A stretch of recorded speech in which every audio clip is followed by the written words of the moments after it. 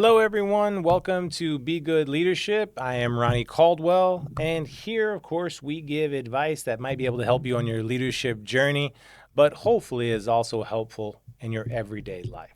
So, I want to start by embracing a compliment that I received recently that I thought was maybe one of the better compliments I've ever gotten. I really appreciated it, and I've tried to get better at accepting compliments, as it wasn't so the easiest thing for a long time. But it came from two different sources in the same organization that I've been working with, and essentially what one person said is I was looking for what I might be able to teach to someone to offer because I was doing a workshop soon and trying to really think about what it is that I could offer to someone to help out in this workshop and was coming up with ideas. And one person who I'm working for and helping out the organization, they said, well, one is that people trust you. Whatever you do, you're able to make people feel trusted, and they feel safe when they talk to you, and you're just able to bring a calm to things, even while at the same time getting things done. I was like, oh, that's helpful. I really appreciate someone saying that. And then in this same organization, another leader in that organization, in a different conversation about a day later, said that they said, one thing that you do really well that I haven't seen anyone else do it. They said, which I was like, oh, that's a big thing. They said that, and do it as well, is they said that you address concerns when they happen, and you're able to do it in such a way that people feel, they feel heard, but you address them as they come up, and you bring everybody together as a team, and you just do it really well, and it really works for you. And I took that. And I was like, thank you. I'm glad that you try to see that, because I think building a team and trying to get people to just work together. I'm a big believer in relationships. I believe that relationships are the most important thing in any kind of organization, in your life in general. Right, the best parts and worst parts of your life are going to be dictated by your ability to maintain, build good relationships. So then I was thinking to myself, well, how do I do that, right? What are the different things that I do? How could I help someone do that? And it came back to something so simple that I've said over and over again. But then I was like, I think it's just this, and it's be honest, be kind. It's the last time that I gave a graduation speech, a couple of the seniors had asked, you're going to give us a speech. Will you please just, what do you think is the most important? The final thing, what do you think is the most important? And it might sound most mundane, but that speech was about be honest and be kind. And I think that when it comes to working in an organization, when it comes to just your everyday life, the more honest you can be, and the more that you can frame whatever you do in a way where you're trying to be kind about it. You're trying to, at the same point in time, I don't need to get mean about anything. The better off you'll be. And it is a practice. It's something that you have to, that no one's ever perfect at. But that frame of be honest, be kind. When I come into work, be honest, be kind. What has to get done? Be honest about that. Be clear about that, right? What's still not being done, or in my point of view, what do I see or what am I hearing? Be honest about that, but in a kind way, right? And so I think there's a couple of ways where, I think this has always happened whenever I'm speaking with students, whenever I'm speaking with teachers, administrators, wherever I am, I'm always trying to navigate that idea of how do I say what I honestly necessarily not always am feeling, but what I'm observing, right? And I think what I try to focus on is that I feel like it's difficult to always convey exactly what my emotions are. I can name certain things, but I know that my feelings are fluid, right? Is that I felt one way on Monday, and then I know that there's been plenty of times where the way I felt about a situation on Monday was not the way I felt about it on Tuesday or Wednesday. And if I had immediately gone in and said exactly how I feel on Monday, Even if I hadn't felt that way, maybe Tuesday or Wednesday, I might have doubled down because I already said how I felt, right? And that person's already felt that. So I think when I focus on being honest, what I try to do is be honest about what I have observed or what I've heard, right? This is what I've observed, this is what I've heard. And then honestly be able to say, I don't know though for sure. There's very few things that I can be 100% certain about. This is what I'm observing, this is what I'm hearing. The other honest part about it is, what do you think? Right? So if come to a person, and for example, hearing that, one teacher comes to me and says, "Hey, this teacher was saying such and such about a particular situation," right? And they said that they were really upset about this particular decision what was made. And I'm thinking to myself, well, they're really upset, and that decision, that was not actually the decision that was made. So there's a lack of clarity there, right? So what I want to do is, well, let me go ahead and talk to that teacher. And this is a big thing. You got to be careful, because in a lot of organizations, they've gotten so used to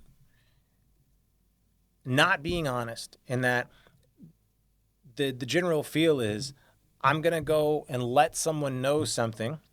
Maybe I'm going to let this person know or this person know, and I don't really want anything to be done, but I do want them to know that. And it's this weird kind of, sometimes unintentional, sometimes intentional messiness that organizations get into. And so what ends up happening is relationships get dissolved without anyone actually ever talking. So person A and person B actually begin to like each other less and less, not because of any conversation they've actually ever had, but because of what they've heard and never addressed. Okay? So my frame is, I have always been, okay, well, let me go clear that up with this person.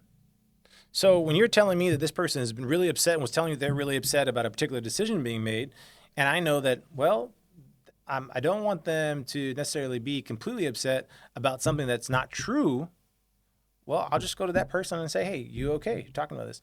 And when I go to that person, what I say is this. I said, hey, the reason I'm coming to talk to you is that I heard that you were kind of upset about, you were upset that a particular decision made had been about this, but what I noticed is, this is just what I heard, but that decision is not that was not the decision that was made. And so I'm just worried that you might be upset about something that is not necessarily happening, but could you give me some context? Because what could you just tell me more? And so what I've done is say, completely honestly, this is what I heard. Here's why I'm concerned. I just want to make sure that I can clear stuff up for you.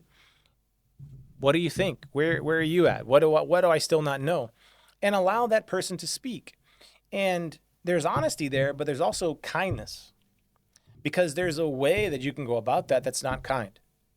I could simply go and say this. So here's the negative way. Here's the part that's maybe honest but not kind, right? Is to say, hey, man, I heard that you were just like complaining, and I heard a lot of gossip going around. You're kind of gossiping about, you're upset and kind of speaking in maybe an unprofessional way about something that's not even true. So I don't even know where you're getting that from, and I don't know like why that's being spread and why that's out there, but it's really bothering me. Maybe those were feelings that you had originally when you came up, but you didn't wait enough to say and to try to be kind. And so what I did in that first part was, instead of those things, I came about it in a particularly different way. I came about it as in, here's my concern. I don't want something that's not necessarily true being something that upsets you. Also being honest, knowing that the honesty is that people talk, right? This idea of that you shouldn't be spreading gossip and you shouldn't be doing this, you shouldn't be that.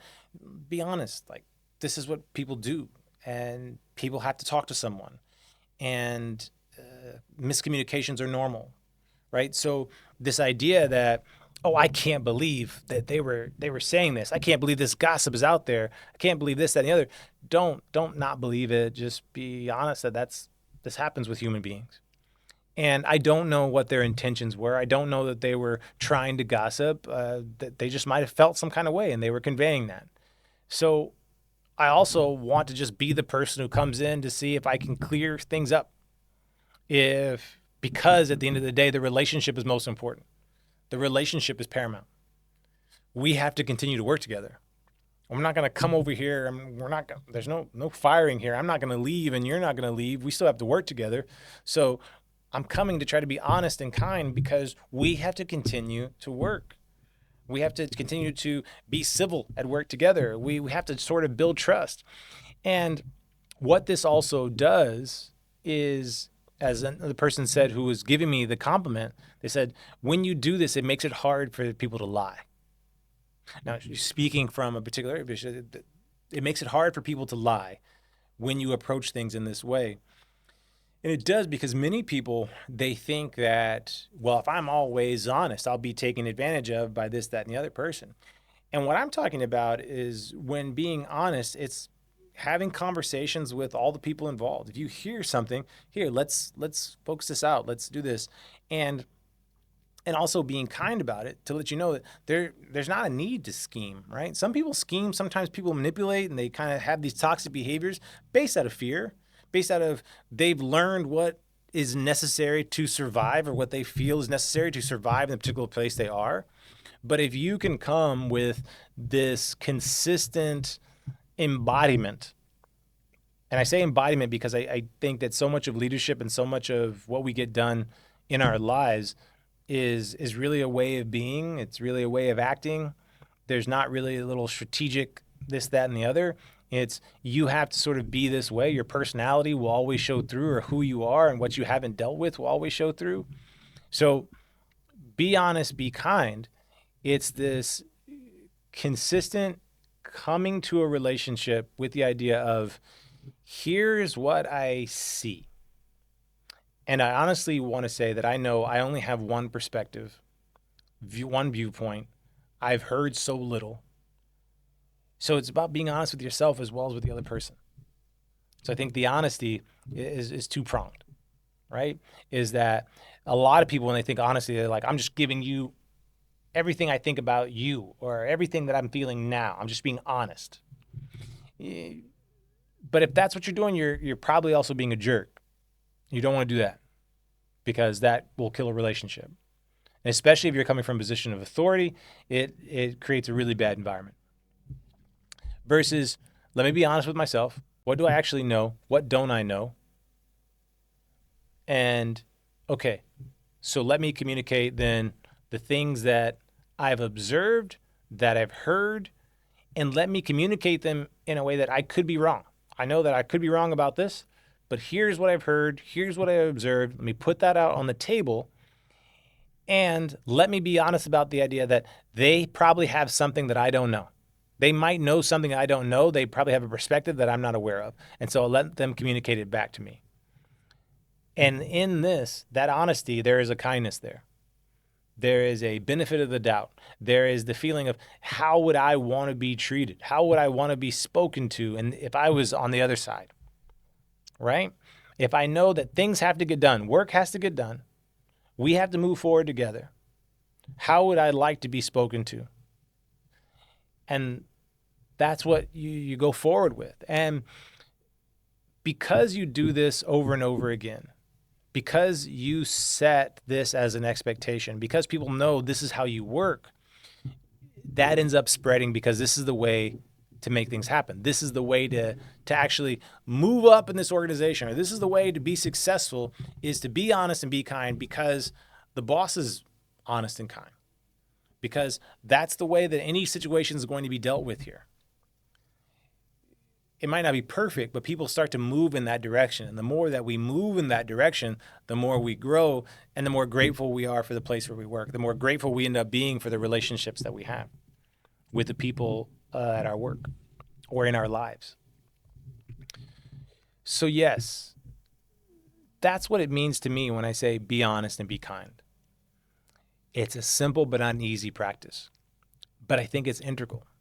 And I think that the more we do it and the more we work at it, the more we not just say it, and hold it up as a value, the more we write about it, the more we read things about it, the more we talk about it, the more we actually behave in that manner, the more trust we build. And it's ridiculous how much trust you can build so quickly. The more we can move forward together, the better our relationships get. And the more people want to be around us, want to work with us, and we become a value to the lives of others as well as our own. All right. As always, the advice is free and you don't have to take it. Be good.